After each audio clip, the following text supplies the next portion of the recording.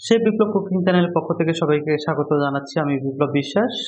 আজকে যে বিষয় নিয়ে আমি কথা বলবো তা হচ্ছে স্টক। স্টক কি?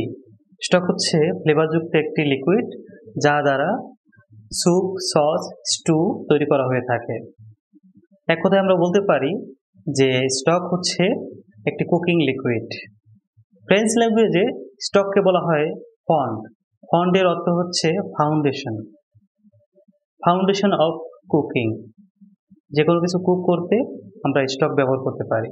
স্টক তৈরির মূল উপাদানগুলো কী কী? নাম্বার 1 এ চলে আসি বোন। বোন হতে পারে ফিশ বোন, চিকেন বোন, বিফ বোন, ভিয়াল বোন। এটা ডিপেন্ড করে আমরা কী ধরনের স্টক তৈরি করব তার উপরে। দ্বিতীয় নাম্বার উপাদানে আসি মিরাপো হচ্ছে রাফলি কাট ভেজিটেবল, যেমন ক্যারট, অনিয়ন, লিক, স্যালারি এইসব। তৃতীয় নাম্বার যে উপাদানটি আছে তা হচ্ছে বুকে গার্নি। বুকে গার্নি হচ্ছে অ্যারোমেটিক বান্ডেল অফ হার্বস, যেমন বে লিফ, গার্লিক, পার্সলে এইসব। নাম্বার 4 পানি। একদম শেষে যে উপাদানটি আমি বলতে পারি সেটা হচ্ছে সিজনিং। সিজনিং বলতে সল্ট অ্যান্ড পেপার। স্টক সাধারণত 4 প্রকারের।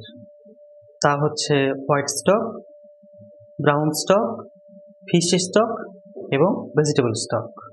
হোয়াইট স্টক তৈরির ক্ষেত্রে সকল উপাদানকে একত্রে লিকুইডের সাথে অ্যাড করে তাকে হিট প্রদান করতে হবে।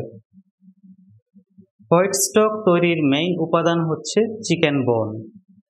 এই স্টক তৈরি করতে সময় লাগে প্রায় 3 থেকে 4 ঘন্টা এবং এই স্টক দিয়ে তৈরি করা যায় হোয়াইট সস, হোয়াইট স্টু, যত সাদা যে বা ক্লিয়ার যে ফুডগুলো আছে সেই ক্ষেত্রে হোয়াইট স্টক ইউজ করা হয়ে থাকে। Brown stock. ব্রাউন স্টক তৈরির ক্ষেত্রে বোনকে প্রথমেই বাটারের মধ্যে ব্রাউন করে নিতে হয়, এরপর তৈরি করতে হয় স্টক। ব্রাউন স্টক তৈরির মূল উপাদান হচ্ছে বিফ বোন।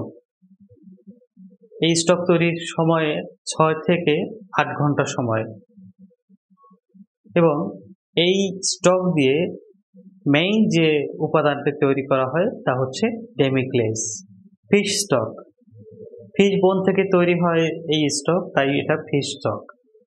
ফিশ স্টক তৈরি করতে 20 মিনিট সময় লাগে। জাপানিজরা এই স্টককে বলে দাশি।